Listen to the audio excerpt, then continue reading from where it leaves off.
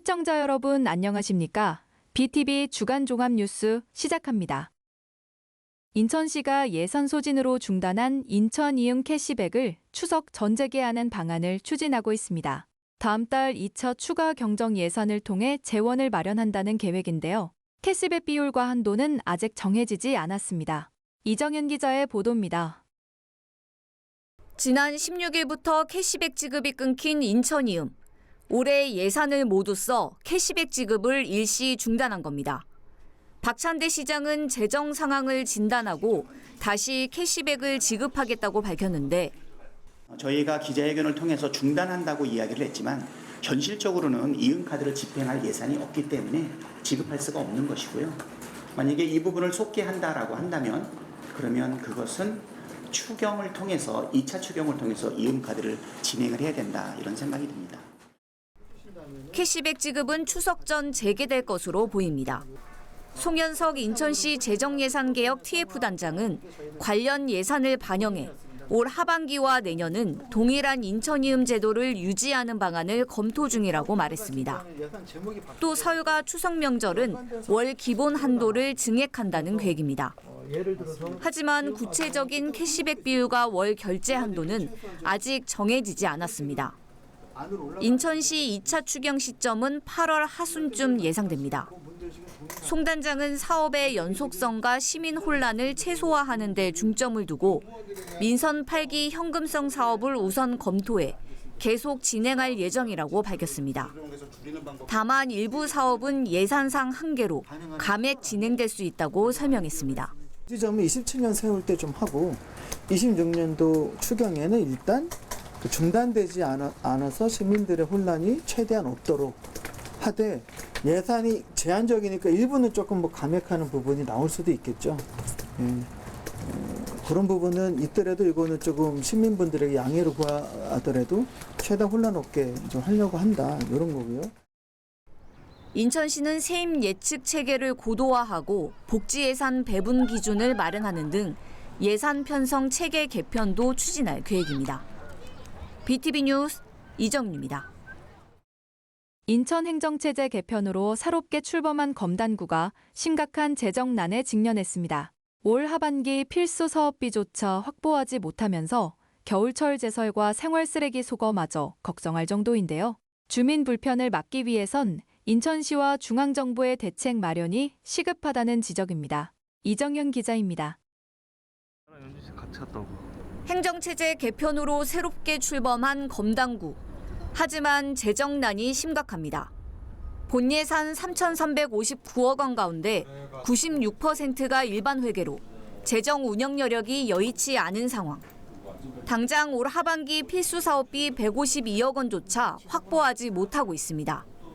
인천시 의회에선 우려의 목소리가 나왔습니다. 이대로라면 겨울철 제설과 생활 쓰레기 수거조차 제때 이루어지지 못하는 사태가 벌어질 수 있습니다. 새 자치구 출범이 주민 불편으로 돌아가서는 안 됩니다. 앞으로가 더 걱정입니다. 올해 이후 임시청사 운영 등의 148억 원, 신청사 건립을 포함한 중장기 재원으로 2,600억 원 이상이 필요하기 때문입니다. 양 의원은 인천시의 대책 마련을 촉구했습니다. 재정 여건이 열악한 신설구에 50대 50 매칭을 그대로 적용해선 안 된다는 겁니다. 중앙정부는 검단 신도시 등 급격한 인구 증가를 보통교부세 산정에 충분히 반영해 인천시 교부세 규모 자체를 늘려야 하며 인천시는 이렇게 늘어난 재원이 검단구 등 신설 자치구에 안정적으로 배분되도록 해야 합니다.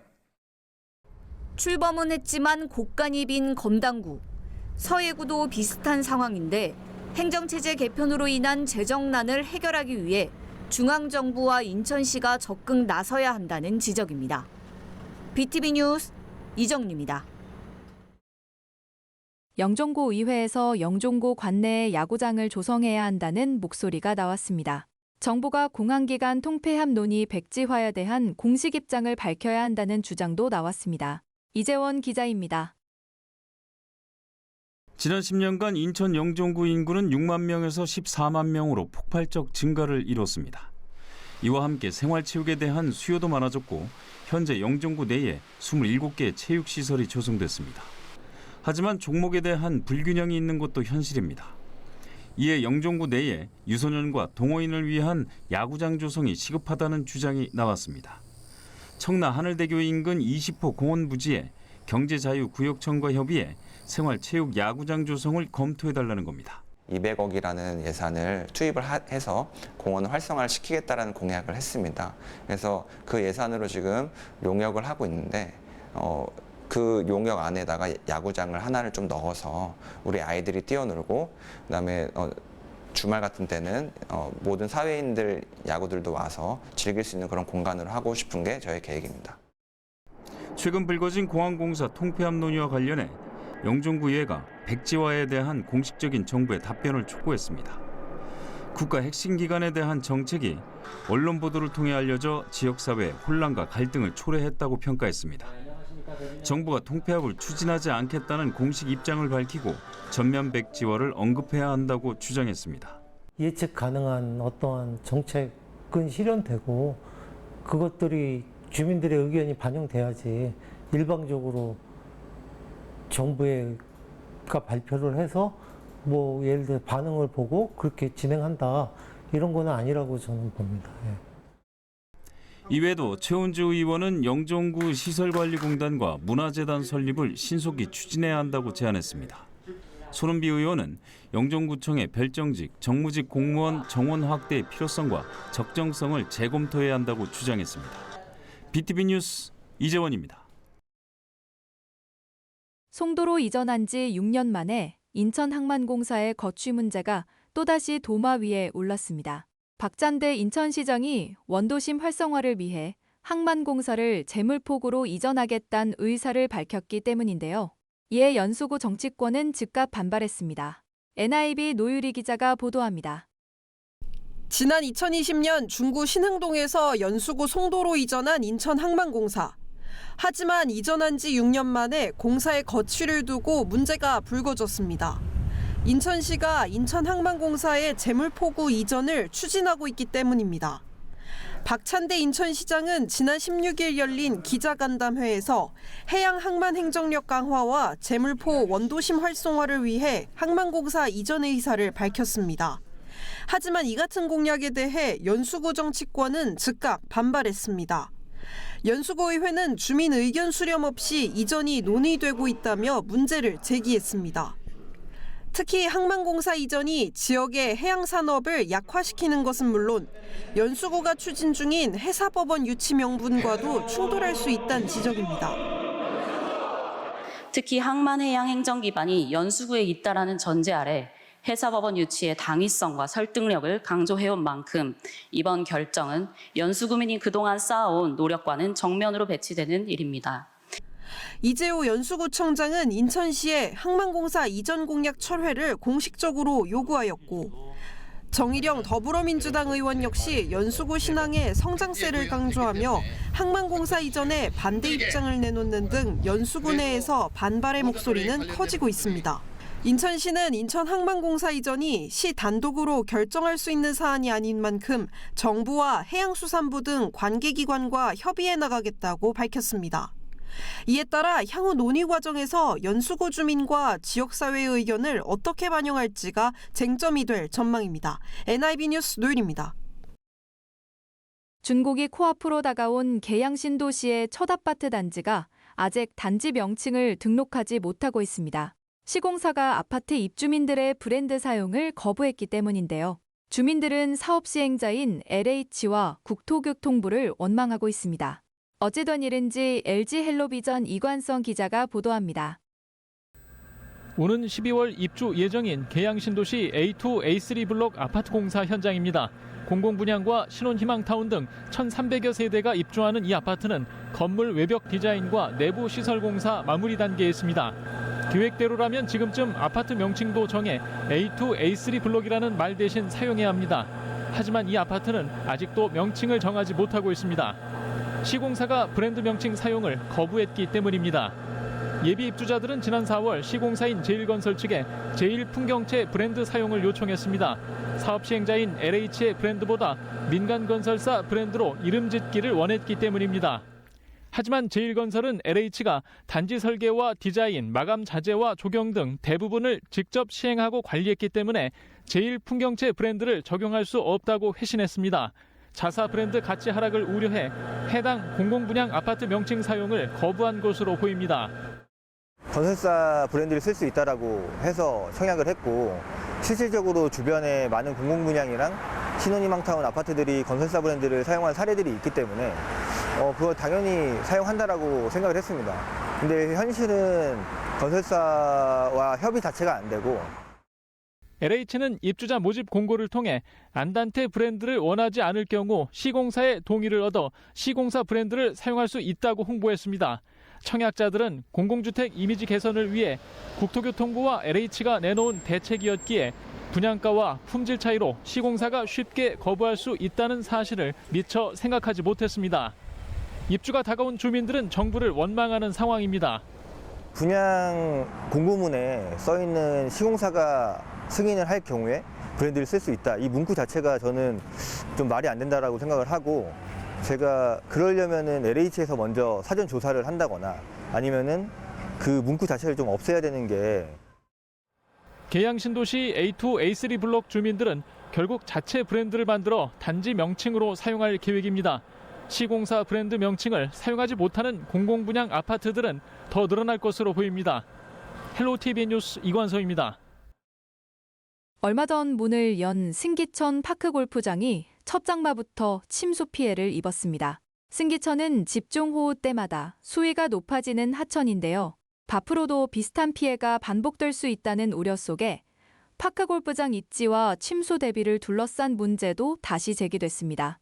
NIB 노유리 기자가 취재했습니다. 승기천 인근의 파크골프장.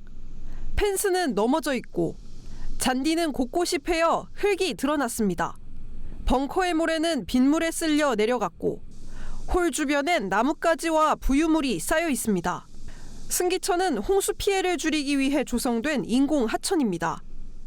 승기천 일대는 집중호우 때마다 수위가 높아지는 지역입니다. 이번 장마 때도 인근에 조성된 파크골프장 곳곳이 침수돼 훼손된 걸 확인할 수 있습니다. 연수구는 지난 4월 총 사업비 6억 원을 들여 이곳에 파크골프장을 조성했지만 개장 후 첫 장마부터 시설 곳곳이 훼손됐습니다. 이에 파크골프장 입지와 침수 대비가 적절했는지를 두고 연수구 의회에서도 문제가 제기됐습니다.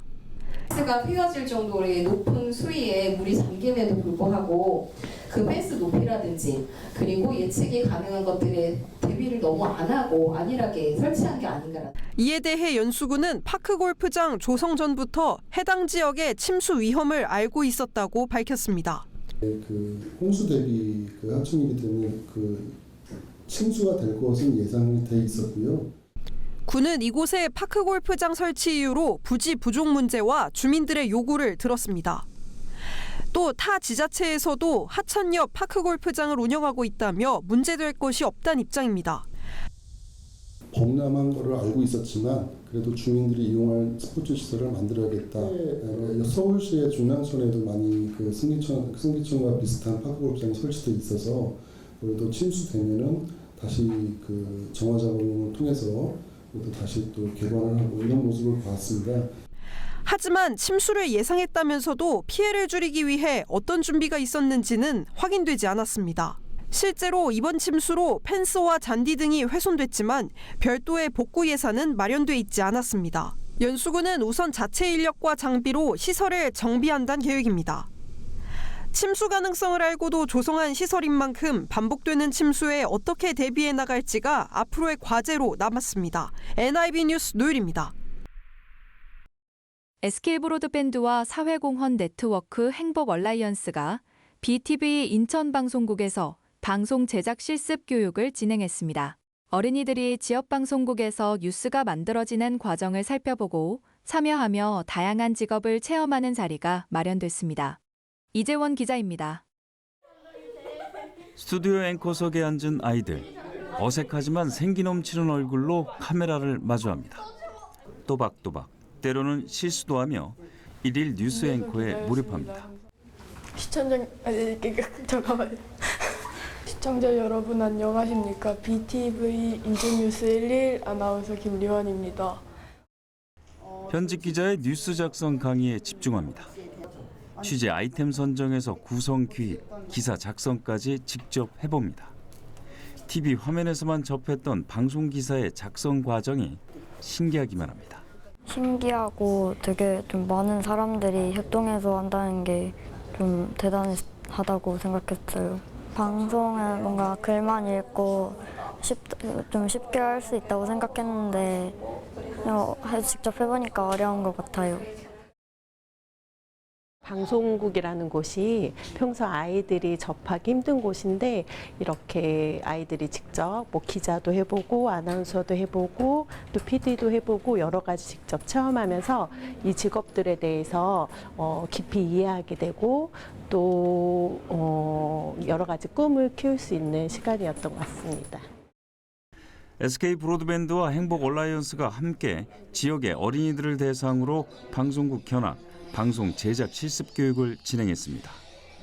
BTV 인천방송에서 지역 아동센터 어린이 20여 명이 참여했습니다. 행복 얼라이언스 스쿨은 멤버 기업 구성원들이 자신의 전문성과 경험을 아이들과 나누는 교육 자원 봉사 프로그램입니다. 오늘처럼 아이들이 평소 쉽게 접하기 어려운 방송국을 직접 체험하면서 새로운 세상을 경험하고 자신의 꿈을 한 번 더 생각해 볼 수 있는 시간이 되었으면 좋겠습니다.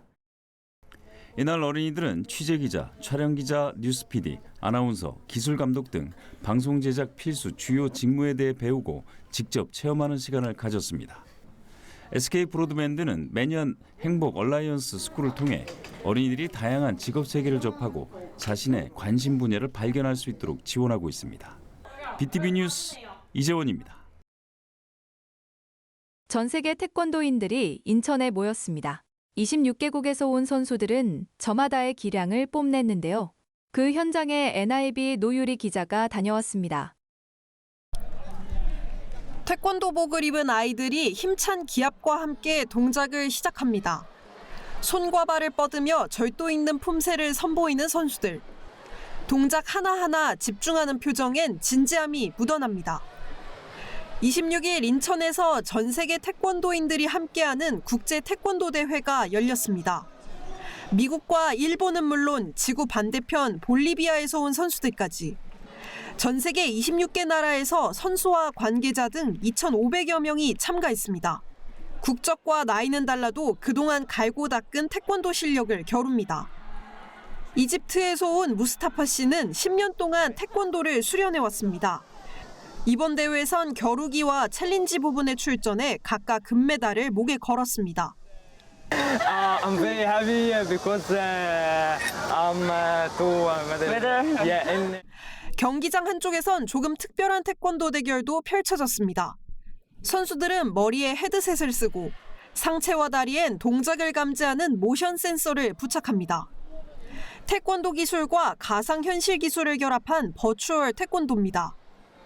버추얼 태권도는 오는 9월 개막하는 아시안게임에서 정식 종목으로도 선보일 예정입니다. 이번 대회는 스포츠 교류를 넘어 지역 관광과도 연계됐습니다. 해외 선수단과 동행한 가족과 관계자들은 대회 기간 인천에 머물며 월미공원과 을왕리 등 지역 관광지를 찾았습니다. 저 남미에서도 오시고 아프리카에서도 오시고 멀리서 와주셨는데 오셔서 대한민국의 어떤 성진 문물도 많이 보시고 또 태권도도 배워가시고 그다음에 현재 태권도 하고 있는 수련생들하고 같이 어울려서 그들의 태권도 문화도 같이 경험하는 그런 계기가 되었으면 좋겠습니다. 전통 태권도에서 최첨단 가상 스포츠까지 태권도가 국경과 세대를 넘어 인천에서 새로운 관광 콘텐츠로 영역을 넓혀가고 있습니다. NIB 뉴스 노율입니다. BTV 뉴스는 홈페이지를 통해 다시 시청하실 수 있습니다. 시청자 여러분의 많은 관심 바랍니다. 이상으로 BTV 주간 종합 뉴스를 마칩니다. 시청해주신 여러분 고맙습니다.